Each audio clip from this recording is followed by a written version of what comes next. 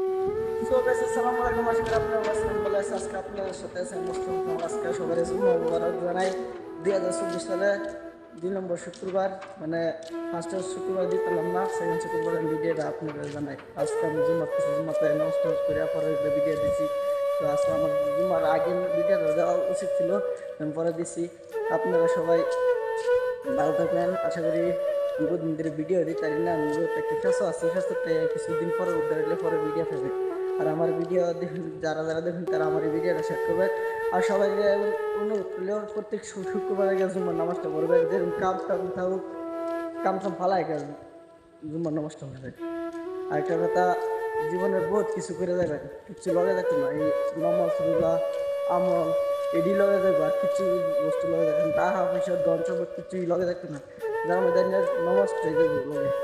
নমাজ কি করছেন, ভালো ব্যবহার, শিক্ষিত, মানে আমল যাবে লগে, আর কিচ্ছু যাচ্ছে না।